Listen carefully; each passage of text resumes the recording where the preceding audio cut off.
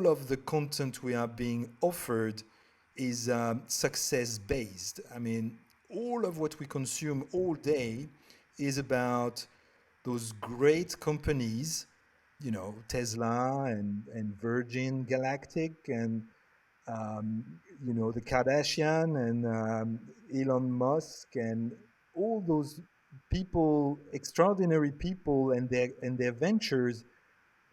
And um, the reality, though, is that 90% of startup fail, and 90%. I'm really generous because it's closer to 95. Welcome to Reinventing Perspectives. Today we have an amazing guest. We have Arnaud Henneville-Wedholm. Well, I am so excited to have you here, especially after reading your book. This book is amazing. Everybody, early entrepreneurs, you need to get this book. It's called How Hard Can It Be? Startup Lessons from Trying and Failing to Take Down Facebook. Well, I'm excited already. Please, Arnaud, let us know who you are and what you're about. I've just written a book. It went live October 2021, and it's a startup book because, well, I'm an entrepreneur to start with, and so having done myself the entrepreneurial journey and having come out of it in a way that I would say 9 startup out of 10 do come out of it, which is not so successful. I felt that I needed to tell that story, that story of the real entrepreneurial journey. I mean, what is it like to run a startup and try to monetize a startup and do all the things that a tech entrepreneur wants to achieve, and yeah, how does it feels really, and what you get out of it. So that's the purpose of the book, and I hope it will help a lot of people on their own journey.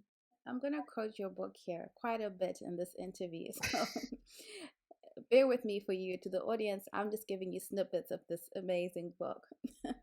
So you say the reason, well, part of the reason that you feel that entrepreneurs should share their insights and hard earned wisdom is that, and I quote, it dramatically increases the odds that the newest in our rank become more than roadkill on the highway of innovation and progress.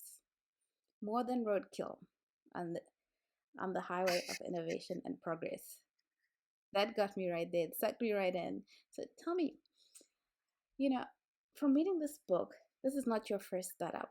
I'll let you talk a little bit about your startup that you mentioned in the book in Thailand. If you can take us from the point of having this idea to take Facebook down, and then to the point where you begin to make traction and you're surprised by how quick and speedy the traction is. If you can just tell us about that, we'll start there. So there are two ways of doing it, I guess, and I would now, having done it, I would favor one specific way. In our case, we're looking for that best idea because we wanted an idea that would scale. So I say we because it was a two founders startup to start with. So my co-founder and I, and so we came up with a lot of ideas on what could we do, what did we have the capacity and the capabilities to do, what could we have the money to do, where was the intersection between our skill set and the likelihood of us being able to do anything, and I guess some passion baked into that. What were we passionate about in that very moment? So we were management consultants, so we had a large array of a big spectrum of things we could do. I mean, we were, so to say, generalist, so we knew about a lot of many things, but nothing specific, but a lot of things that we know about. So in a way, it was a good thing. And so our core as a consultant, what we were working with prior to launching our startup was behavioral change. And as I explained in the book, we were working with helping large organizations to cascade change initiatives. So typically, it has to do with either upscaling people. I mean, helping them develop the skills that they need, employees need, in order to make that new strategy happen in a larger organizational context, and or rather, helping both leaders and organizations develop the behaviors that they need to have in order to cascade those initiatives. And now it sounds very fluffy and random, but initiatives could be anything from very technical initiatives such as sales initiatives, but also if you work with HR, it would have to do with the understanding of corporate values, for example. So that would be a typical things that is being rolled out in large organizations. Anyway, long story short, we're working with change as a main topic. And as we were doing that, this is 2012. Facebook is starting to grow. Obviously, you can. It's like 800,000 people or so are using Facebook at this stage, and there is a lot of research that is emerging about the side effects, the negative side effects of using Facebook. So there is the fact that, well, it may not be as healthy as we thought it was. There is this one aspect, and then there's obviously the aspect that every one of us would notice, which is a lot of content is being created, which is not necessarily something I would say is very engaging, such as pictures of, I mean, random pictures of the food that you've had last week, or the party you are going to next week. And so to us, it felt very odd that suddenly almost 1 billion people could spend hours and hours on that kind of content. And it was disturbing. So we took it on ourselves to create a platform that would be more engaging. And we wanted to attach a real meaning to the word engagement. And for us, it meant, instead of a person liking content from their sofa, we would invite them to actually create content that one can indeed engage with. And that would mean, create something in the real world as opposed to just sitting down and liking pictures. So that was the initial idea and how we got started. Now, when I was reading that, I was like, oh, and you had no idea what Facebook was going to do, did you? I No, said, not now look at the necessarily. Yeah. metaverse. Well, exactly. Yeah.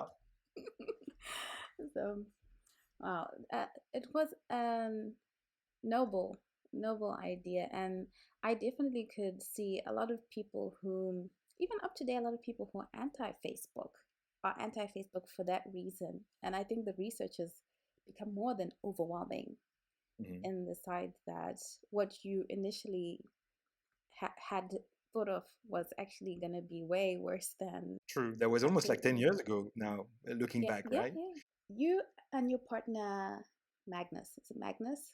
Hmm. The way you describe him in the book, it's almost like you are complete opposites, really, and an unlikely pair to be business partners Right. in every sense, because in you describe him almost to have a personality that's contrary to yours.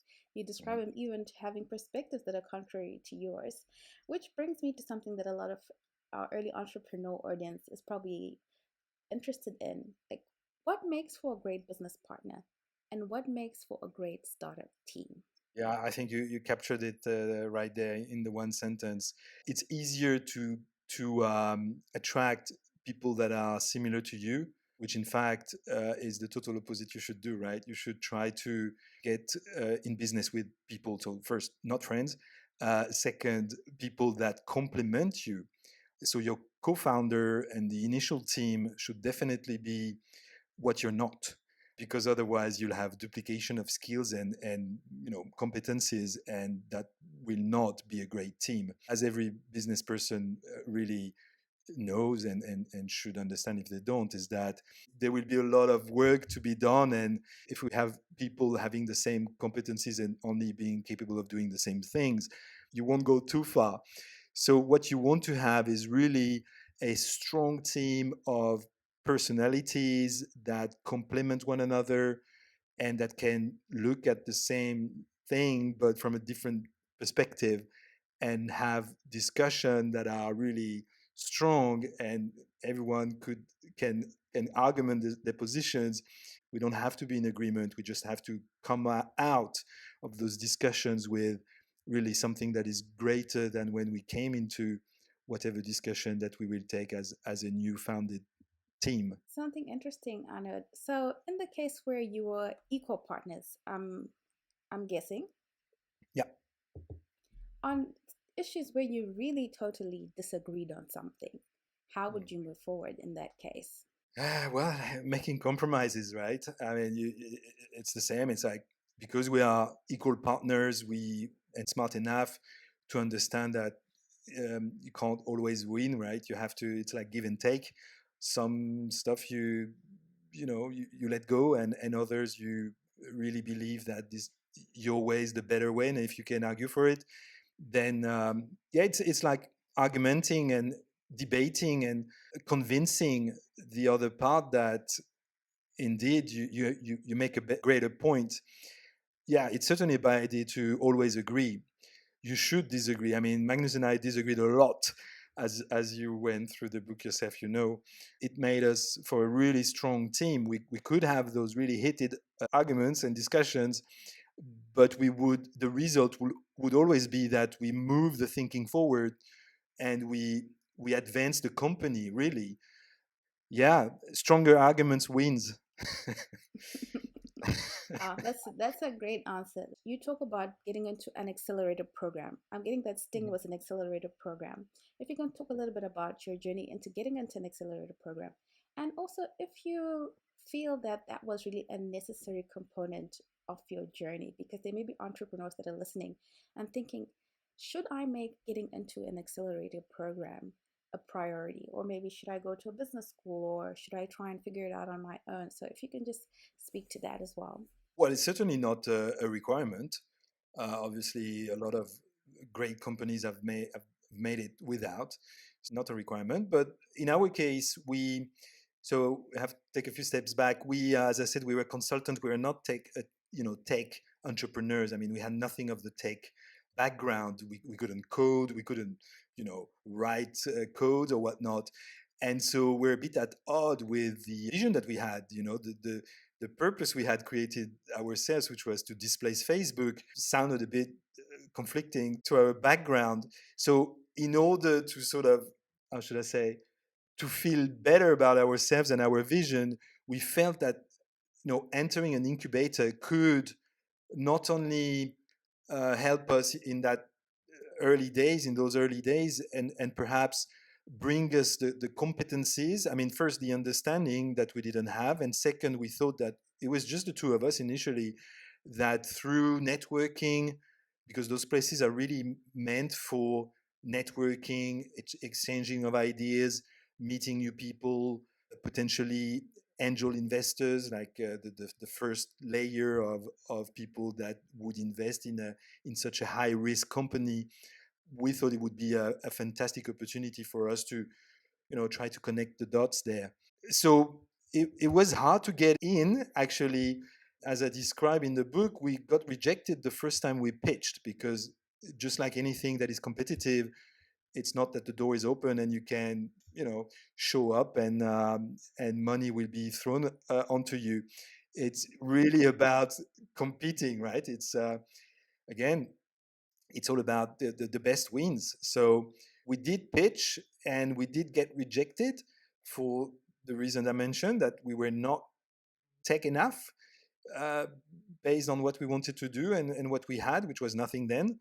And so we had to go back to our chamber, so to say, and really work hard in the background to find what we didn't have, which was further team members, which would actually, complement the team the best way, versus what we wanted to achieve. And most importantly, the so-called MVP, minimal viable product, that we had to have something launched already. In our dream world of management consultants, we thought that just a PowerPoint, a nice story would, and our background and experience would be enough to get in. That was really naive of us, because what those people judge you on is actual traction, like the beginning, the signs, the early signs of something that is worth looking at. And so in order to do that, you have to build something, initially, and prove that yes, we have something here. Please consider. So after a year of hard work and managing to get through that first hurdle, we got accepted because we had those initial signs of traction, and yeah, it looked much better than a year prior.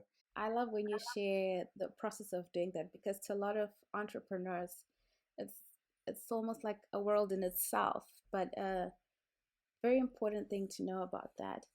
Now, let me take you to the day that you're about to launch and you're about to press. We're about to go live, and you go to bed the next day and you're surprised by how much traction you're getting on this. That was very interesting for me, because why do you think that you got so much traction in the beginning, where a lot of tech startups fail to get Mm, that traction in the beginning? mm. It was a novel idea. I mean, it was really. So we had done a lot of marketing. I mean, homemade marketing. We blasted content everywhere, notably on Facebook, Twitter and everything. We we did position, or we tried at least to position us as something that was the, worth looking at, something exciting.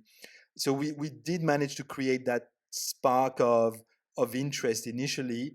Our target market was, as I say in the book, the world, but not really. I mean, it was really people who were, excited by new things. So tech people, but also, adrenaline junkies, people excited by trying new things. And so, why did we get the traction? I'm not too sure why, actually. I guess, well, we had baked in our engine for growth was that, or our assumption was that. So okay, let me get back there. The mechanics of making that platform, the platform and the business work, was that we our users would challenge their friends. So it was just, everything was around a challenge. So let's say, Priscilla, you would join the platform, and you would be prompted to either challenge yourself to anything, like read 10 books by the end of the year, or learn Chinese or whatever. And then we would ask you to challenge your friends. And so quickly it would come to your head that, okay, I have this friend of mine that wants to run a marathon. Okay, I'm going to challenge her that by the end of the year, she needs to be signed up for a marathon. Or I have these friends that needs to stop smoking. Okay, I'm going to challenge him to stop smoking. And so our assumption was that for every user that we would get at least five, six new users for free. Those users would challenge their friends. And that worked very well, because it's easy to think about friends to challenge. It's easy to challenge friends. Um, so we got that traction initially. What we had not anticipated was that it's very easy to challenge people. I mean, it's very easy to make yourself, to have ideas. Basically, it's very easy to come up with all sorts of things of the next you, like who you want to be, who you want to become, the next version of, the better Priscilla version. But it's very hard to move from the current state to the desired state. I mean, this is the typical change journey. It's the typical behavioral change journey, which is, I'm here today, I want to get there. What do I need to do to get there? So people have a lot of, it's very easy for them to get ideas, vision, etc. Execution, implementation is very hard. So whilst we got a lot of people onto the platform, the conversion rate of, the transformation from being challenged, accepting the challenge, to actually doing the challenge and uploading the content that you said you would upload, there was a gap there, and that led us to the to the plateau that we eventually got. This idea, as you mentioned it, I thought of all the industry of coaching and Mm, group coaching and all that. And I thought it's almost kind of fit exactly right inside what you were trying to totally. do. It was almost like the missing link to crossing everyone over, but just absolutely fascinating. Now, I have to speak to this because I know as entrepreneurs, you come up with your mission, you have an idea of what it is that you're going to do. You have, you've bought into the impact that you're hoping to make. Mhm. How do you get to the point of realizing, not only realizing you need to pivot, but actually pivoting not once, but three times? Mhm. I thought maybe you could speak a little bit to that as well. Yeah, I guess by necessity, right? I mean, up until the point where you are not funded, so you haven't taken any money from external sources, it's sort of it's on you, right? It's fairly easy. I mean, it's you can argue with your partners and decide whether or not to do it, and it can be painful or not. I mean, you make it as painful as you want to make it. But the moment you have people to whom you owe something, that are expecting results, that are looking for traction, that pivoting urgency comes way faster, because you cannot afford to let things drag on and on. You have to ensure that, I mean, at the end, it's a game of time, right? The only thing you have that you can manage is the time that you have before all the money that you got is depleted. So it's really a question of how you maximize that money versus time. And so when we had tried all of what we thought we could try to make that initial idea of disrupting Facebook work, and it did not, we concluded that, again, out of necessity, I guess, and we were coming from, as you said, the coaching business, which is why the the the idea resonates so well into HR and coaching and moving people from A to B. It was obvious to us that we had to take that same platform that we had built, because now we have something that we must leverage. I mean, it's not that we're going to dump and start something from scratch. So what do we do with the thing that we've built? What is the shortcut? What can we do, and what sort of impact can we have in a field that we know? Because yes, again, you can decide that, oh well, okay, let's try this track or that track. Obviously, if you don't know anything about it, the time it would take for you to learn about that new idea of yours, you may not be able to afford it. So for us, it was okay. We know HR, we know strategy implementation. We have this platform now with a mechanics of challenge. How about we go to HR, we go to large organizations, and we invite them to challenge this time their employees to do the things that they are supposed to do and they are paid for. And that was very easy, because you don't necessarily have to accept the challenge. I mean, the challenge has been accepted and pushed onto you by your manager, so you feel that you have to do it, which remove the entire, oh well, I'm not sure, shall I not? This time you must. Mm, yeah, brilliant. It's interesting that you say in the book that you went from that position of not being able to figure out how to get to the next step to when you pivoted being one of the only startups that was actually making money. Right.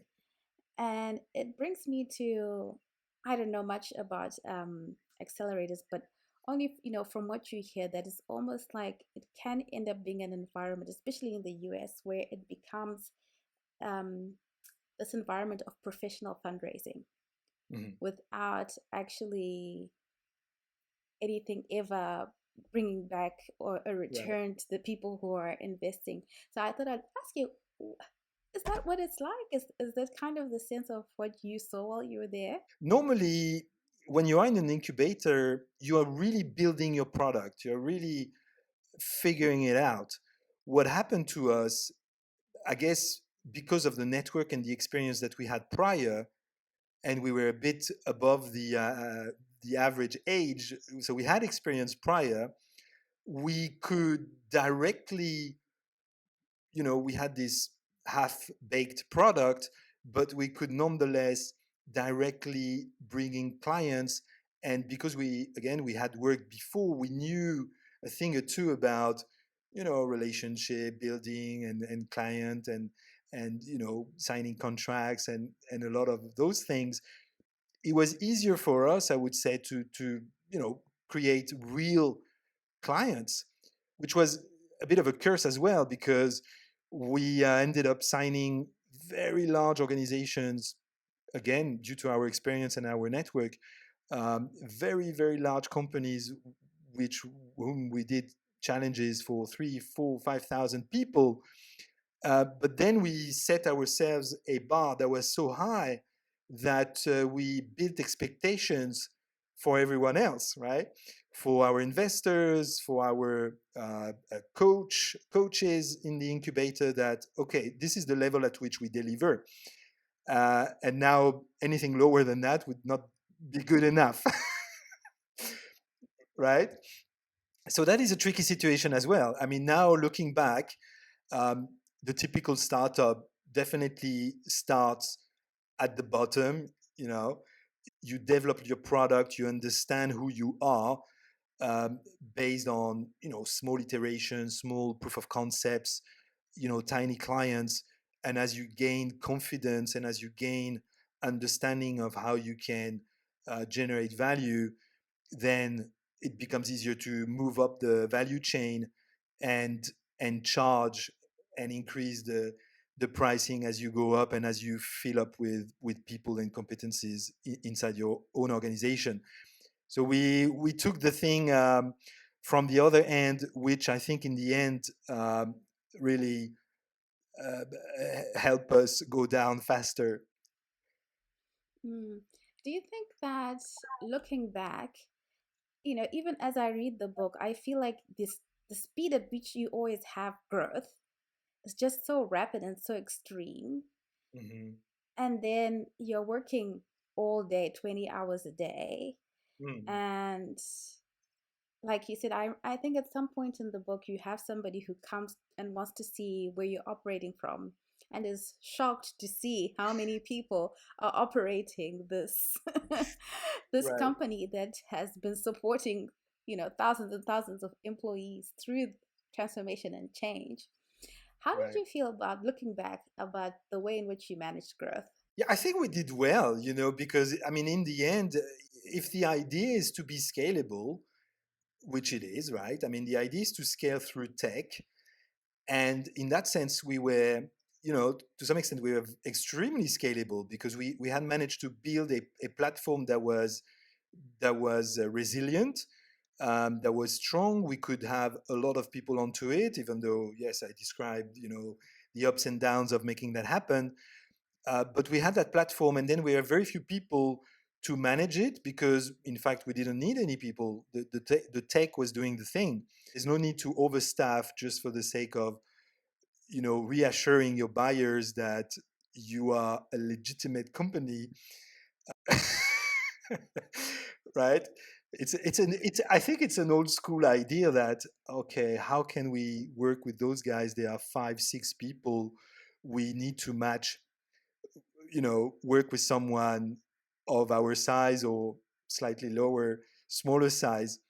But probably it's an idea of the past. I think now it's way more accepted that tech companies are driven. It's a small core, and because it's tech enabled, it's okay. It doesn't need to be a lot of people behind the platform.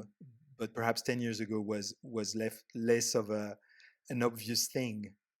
Since we're on this topic, there's something that you write in the book that I thought maybe you could speak to, especially in terms of mindset for entrepreneurs.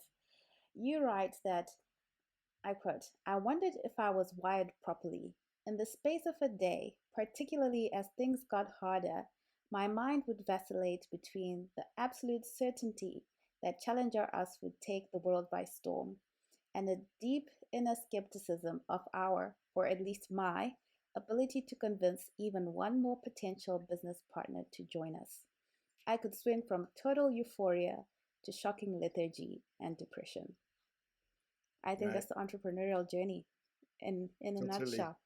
In a nutshell, Certainly. exactly. It's a Mm, rough ride. Um, and that's really why I chose to write this book.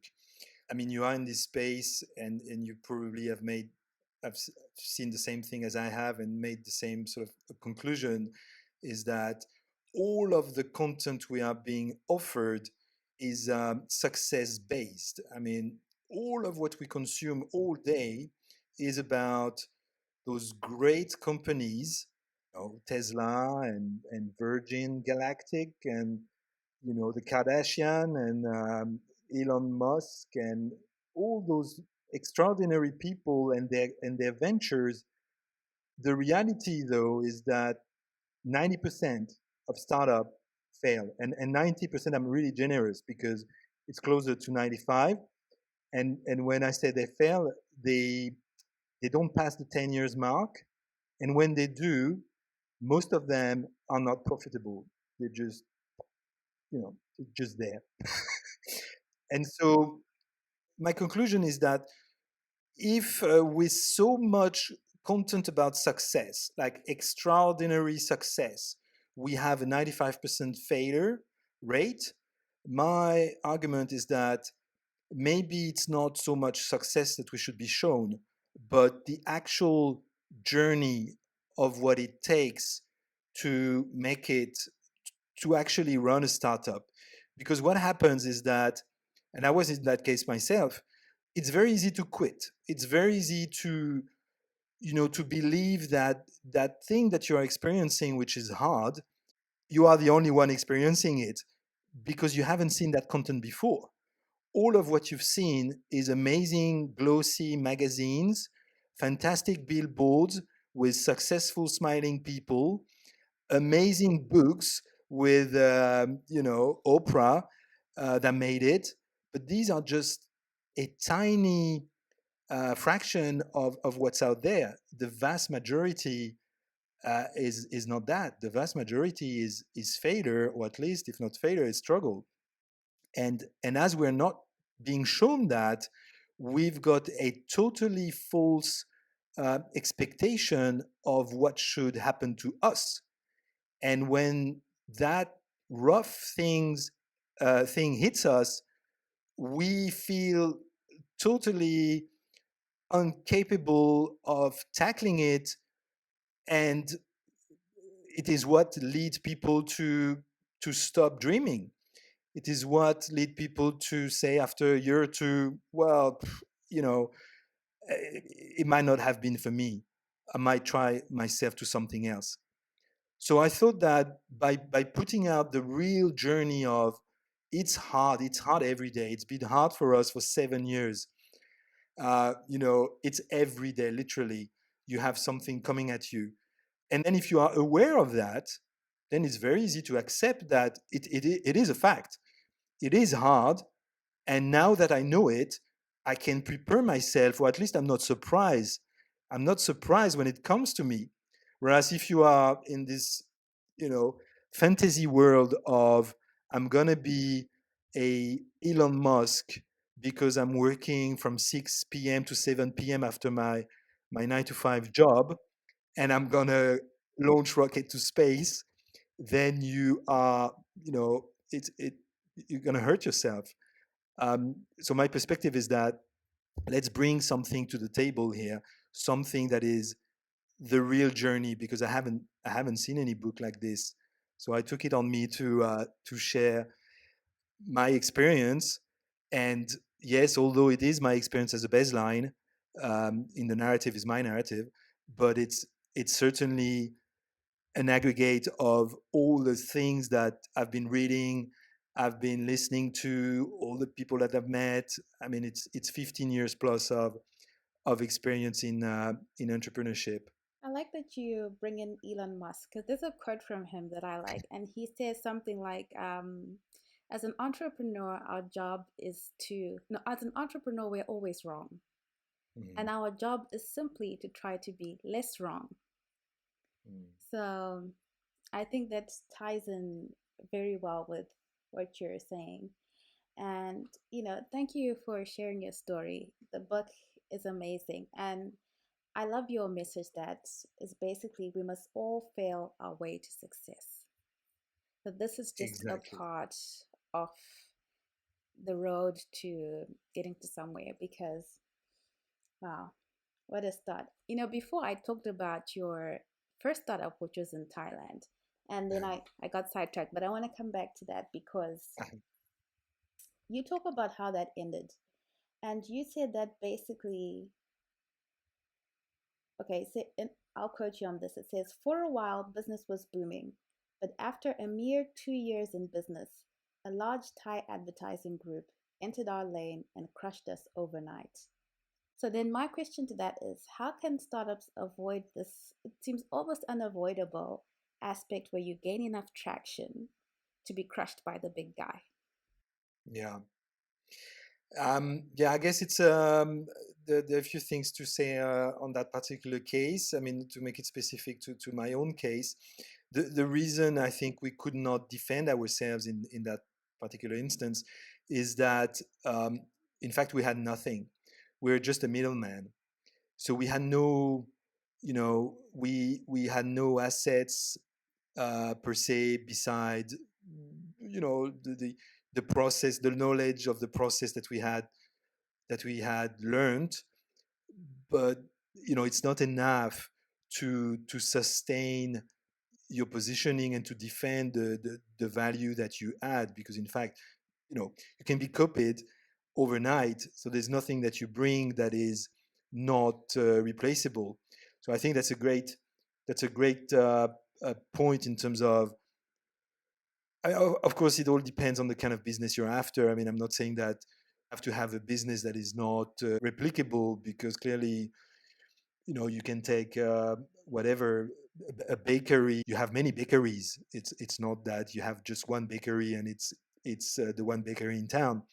You might, however, have a bakery that is so special that it is the one that you keep going to because they have managed to build, brand, and they do something that others don't. But it's certainly possible to have several bakeries in one town. So I guess the point I want to make is that what an entrepreneur should really do, especially these days, where, if you are in tech at least, is to really find something that is hard to duplicate, that is hard to copy. I mean, ideally, you want to have patents and all of that, but that is a very specific and unique sphere. I mean, you have to have, research based. It's very specific, very technical, so it's not for the majority of us. But at least if you can build something that is not easily replicable, then you get yourself a higher chances to succeed and not being displaced.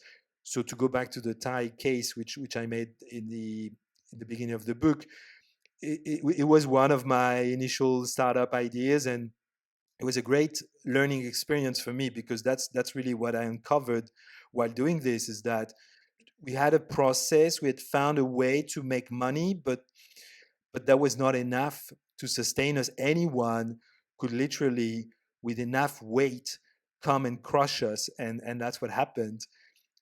When you have someone that has deeper pockets than you have, then that's it, you're done. That also taught me, I mean, back then it was very much a non-technical platform driven. I mean, it was very much about, selling. And so I guess the strength was in our capacity to sell, but a salesperson is, again, not irreplaceable. Very easy to challenge a team of salespeople. So you need to find a way to secure your unique selling, your USP, right? And the value that you bring. So that would be the first element of the question. The second one would be, I guess it's okay. You know, if you are an entrepreneur, and that's a discussion that perhaps a bigger discussion, you know, nurture versus nature. If you do this once and you are depressed because it didn't work out, and then you can't think of doing it again, then probably it's not for you, and that's fine. Just do something else, you know. But if you feel that I mean, if you can't live without thinking of bringing something new to the world every 2 months, then I would say that you are an entrepreneur, and you will come up with your next thing. And I've been doing that forever, as long as I can remember, coming up with things and trying them out. And many of my ideas, you know, I created them, I conceptualized them, I researched them, I do all the homework for free, and then nothing happens because eventually I make the decision that no, someone will come and do something better, or something exists that, you know, replaces what I could potentially do. So I'm not even going there. But there has been a lot of work prior, just even coming to that conclusion. So I guess failing is good. And that's the next level of the next reading of the book, is that it's actually okay to fail, number one. It's really okay. In fact, it's the only way to learn, right? Because you will not learn out of success. You will learn out of struggle. You will learn by being faced with complicated decisions to make. And when you fail as a venture, it might be, you know, depressing at first, but then eventually you realize that, well, that was probably the best thing that could have happened to me, because now I'm way stronger, and I can go into my next thing, if that's the next thing you want to build, with a much greater understanding of how things work. Failure is not to be feared, and that's one of the key messages I want to bring these days, is that, yeah, go for it. And even if you fail, you know, it's not, as you said, it's not about you know, I like this idea that you it's never about the destination, right? It's never about the shiny object at the end, the medal, the podium, the trophies, because these are just, you know, artifacts of success. But the actual success is the one that you build as you build yourself towards that destination. I mean, it's really who you become as a person, and how strong you become, and how better equipped you become to move on to the next thing. So if you look at it from a very long perspective, anything goes, really, as long as you develop yourself, and as long as you come stronger to your next iteration, like you as a person. Thank you so much for that. Well, and now I have to ask, what's next for you? What's next for Arnaud Hood? Yeah, I've got a few things lined up, actually. So right now I'm leading sales and development, business development for a startup. So I'm still in the startup world. This time not as a founder myself, but as an employee. So I work with drone data. So we collect data captured by drone globally. So it's a bit of a Uber for drone data, at least. So that's what I'm doing. And then obviously trying to help entrepreneurs, you know, understand what it means to be an entrepreneur, and hopefully, you know, accelerate their journeys by providing, you know, coaching. By There is the book, obviously. I'm a mentor in a startup school, so I'm actually educating, teaching, coaching young entrepreneurs to understand how this thing works. So I'm very much involved into startup. And then one of my passion is still the mindset, the startup mindset within large corporations. So that's still something I'm very passionate about, because because the innovation does not only comes from kids in garages. It actually also comes from large corporations and how they can themselves become more efficient, bring developing the capacity internally to have the mindset that is required to create the next product, the next service that would keep them going. So I'm involved in quite a few things, but I guess for now that would be it of what next for me. No second book for now. There is the one. The one is enough for now. Thank you so much for that. You know, something I also really enjoyed while reading the book is the way you would draw from all the books you've read and Hmm. all the entrepreneurs that you followed, which is a Hmm. very, very interesting to read. So then I have to ask, what book would you say has made the greatest impact on you as an entrepreneur from all the books that you've read? That's a rough question because I read a lot. I've read I many could of tell you'd those. read a lot. Right? Yeah, I'm a big reader. Um, but I'm a big fan of Gary Hamel. He's a professor in management. He just released a book which I haven't read, but some of his initial work, notably when I can recall top of my head, is Leading the Revolution, which is really about becoming revolutionaries in a way, that you have to.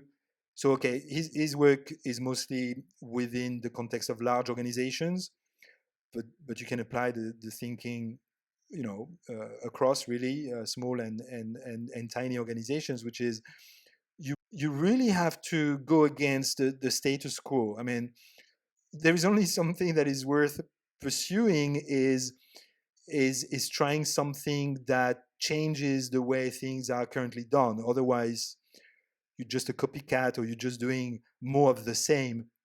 And more of the same, sadly, won't give you much because if you don't add so much more value than what's already out there, the likelihood of you being spotted or being worth looking at as a company is very tiny.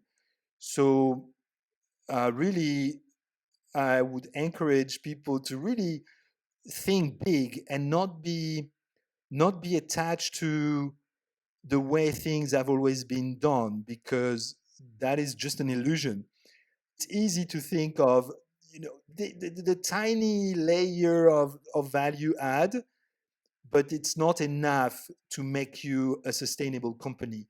You really have to go into something and bring so much value that you disrupt your field, or you come up with something that is so different. I mean, it may not have to be highly technical, can be a way of selling, can be a branding idea, but it needs to be so different that I like this idea of Seth Godin, which is, uh, something remarkable is something worth making a remark about. So the idea is that create something remarkable, because unless you do so, no one will make a remark about you. Um, so that would be Gary Hamel, then would be Thank my go-to guy. thank you for that. I definitely see a lot of what I read through those eyes. So Uh-huh. really great. Now, my last question is always, what has faith meant to you on your journey? I've learned a lot, really, from that journey. And so the faith I had then was the faith of the work I would put in. I was convinced that, because it sounds logical, right? The more you put in, the greater the output, right? So if you put 10 hours worth of work, well, you should get more than if you put in 3 or 4, which sounds very rational and very logical. As it turns out, not necessarily. We've worked a lot. I mean, really a lot. 7 years, pretty much every day, weekend included, very late in the night. But there is a point where you think you're productive, but in fact, you're not. I mean, after 10 p.m., probably you're just wasting your time. So the relationship between what you put in and what you get out is not such. So during the journey, I was really had faith into myself, right? The input I would put in and what I would get out of it. What I've learned though, coming out of it, is that, which connects back to what we've discussed, is that eventually perhaps it's okay, and perhaps, so now I've become a bit spiritual, or I consider all things like up to the universe. So I've been reading a lot about I'm very interested in neuroscience. As you know, I'm very interested in quantum mechanics, consciousness, and all those topics that no one really has a clue about, whether you're a physicist or a neuroscientist. The question of consciousness is very interesting to me. And so my conclusion today is that perhaps what you're meant to be is actually, you're actually on the path. So you don't have to believe that you're not doing the right thing. Things happen perhaps for a reason. It sounds a bit like deterministic as an approach. Perhaps there is some you can affect, obviously, but some that you can't. What is it that you can affect versus what is it that you can't? But to me, because we've worked so much and we've achieved so much, and in spite of that, we failed as a company. I mean, we didn't make zillions. We have to continue to work. I've come to the conclusion that perhaps the best thing that never happened to you, the thing that you wanted, is perhaps the best thing that happened to you, because it sends you back onto your own trajectory, the one that you perhaps were meant to be on in the first place. Um, so I would stress less about it connects also what I said initially, which is it's less about the outcome, less about the destination, and more about what and who do you become as the whole thing unfolds. So I've become a little bit more spiritual in my ways of looking at things after this experience. Yeah, that's great. That's amazing. Now, to our audience, if you can please go to howhardcanitbe.thebook.com to learn more about Arnaud Wood and to get this book. I'm the most active. I share a lot of content on LinkedIn. I also have, you just mentioned the website from which one can get the book. I'm trying to build a community of passionate people to share that knowledge and provide tips. We're doing a thing for everyone that buys a book. I've created an additional, what I call the 7 traps on the road to startup success, which is really uh, you know an extra layer on the book, like 7 really things that you assume but aren't necessarily true. And so that we give away for everyone, that it's just sending your receipt to the website, and you get the ebook sent to you. uh, Oh, so that's a good thing for your audience. Otherwise, yeah, Instagram, I'm trying to do something there. I'm not too good at it, but certainly trying. thank you so much. And let me tell you the review that I left for your book. Um, I said you were chasing a unicorn, but I feel that the unicorns were the team that you had, the team that you became, and not necessarily the company. It's a phenomenal book and a phenomenal contribution to entrepreneurs everywhere. So thank you so much, Arnold, for your time. Thank you for the book, and thank you for your work.